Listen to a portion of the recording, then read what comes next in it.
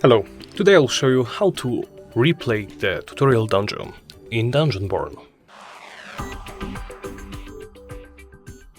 First, go into settings, or well, in this case the main menu.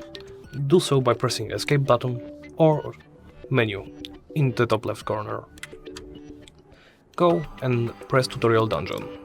Right now you will be loaded into the tutorial dungeon.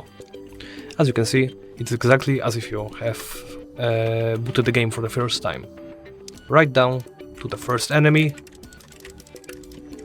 and the absolute lack of equipment at the start.